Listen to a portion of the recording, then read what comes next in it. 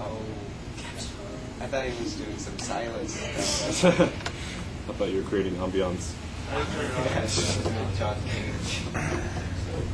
Turn off the lights. I was going to Turn the stove on. You will need to know. We put a post-it note on the... I didn't hit off. Just kidding. You're lying. You're lying. Hey, man. Richard saves the day.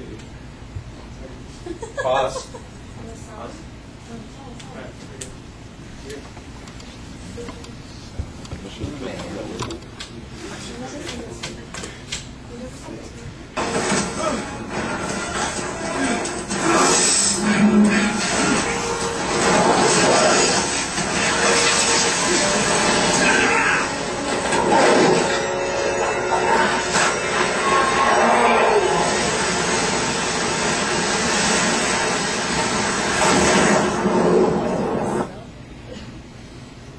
All right.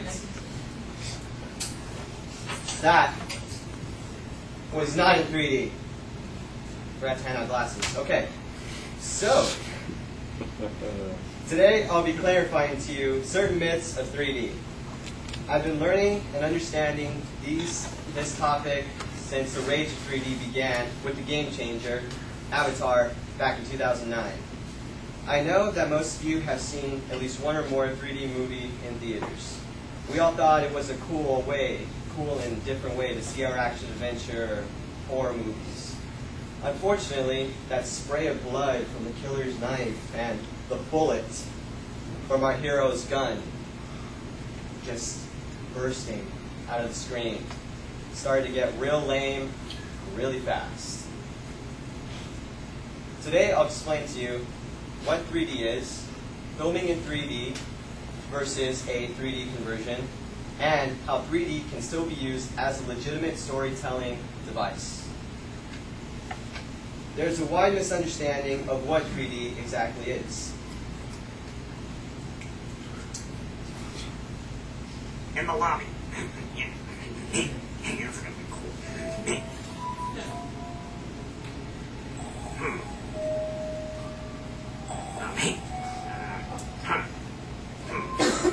Doesn't really look any different, butthead. Whoa! Hey, Beavis, look at my hand. It's in 3D. Really? Whoa! Whoa, that's amazing! It felt like you really hit me. Ow! Wow, it's amazing technology. Wait a second. Well, sit back and enjoy the movie. That was definitely 2D. Dumbass.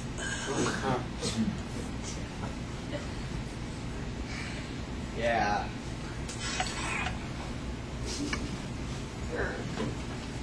Alright, there is some truth in there. I'm Butthead. A little bit of truth. A little bit of truth. Okay, excellent. 3D film or stereoscopic 3D is a movie that enhances the illusion of depth perception. A more technical note, a camera films from two perspectives, either with a camera having two lenses, one on top, one on the bottom, which is called native 3D, filming in 3D, CGI in post-production, and the final case is once you're in the theater, audience, you have glasses to see. Alright, so, real quick, raise your hands if you've seen some of these films. Pop those baby up. Remake of Fright Night. Anybody? Okay. Clash of the Titans? Alright, The Green Hornet. Ouch. Alright, those are all cases of the illusion of depth, considered fake 3D. all of them are also 3D conversions. We'll get into that later. Now, along with those, this past year, there were 36 films released in 3D, and that number is expected to double, if not triple, by the time we reach 2012.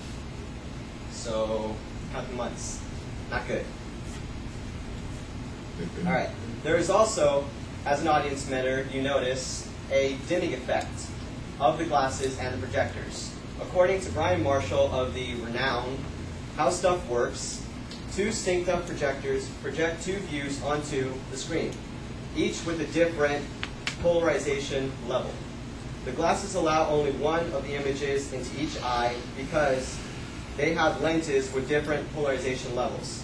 That's up to 4 areas of polarization, which literally just sucks out the brightness levels on screen.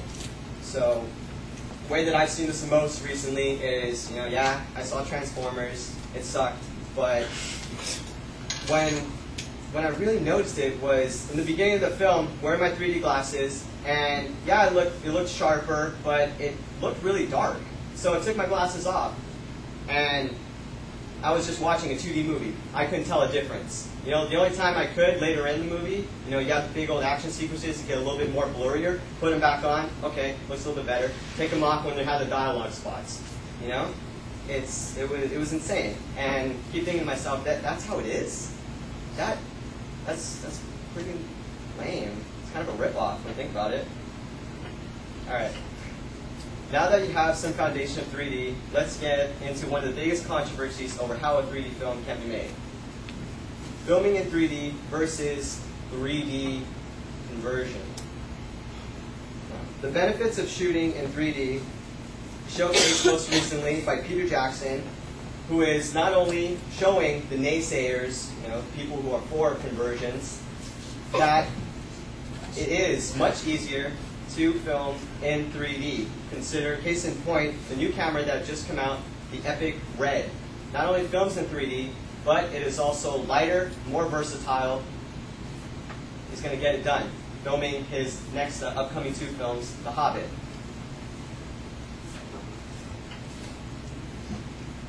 So, talked about Clash. So can I get another hands up who saw Clash Titans in 3D? Yeah? Alright. Case in point, 3D conversions. That movie only took 2 months to convert it. By the time Avatar came out, this movie was just, you saw previews for it in theaters, yada yada. Didn't say anything about 2D. It didn't say anything about 3D, excuse me.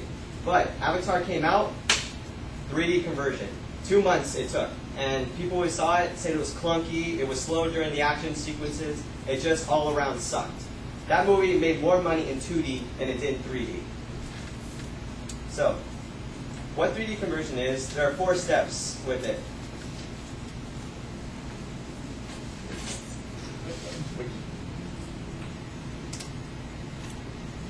Alright, so depth mapping is the first part, which requires placing accurate depth and protrusion.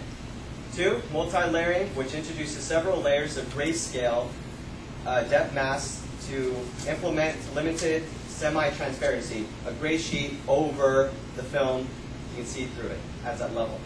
And the anaglyph image transposition, which is based on a processed image where we place images on frames where our brain sees them as a genuine 3D image.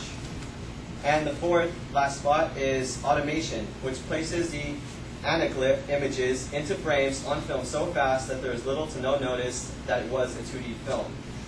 That, of course, granted if this process takes the right amount of time. James Cameron is, of course, converting his famous Titanic film into 3D.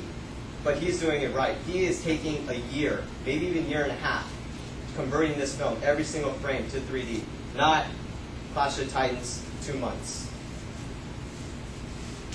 Alright, now that I've given you a good basis on 3D, how is the film exactly determined to be in 3D?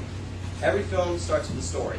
This can be said for 3D and how it can be legitimately used as a storytelling device.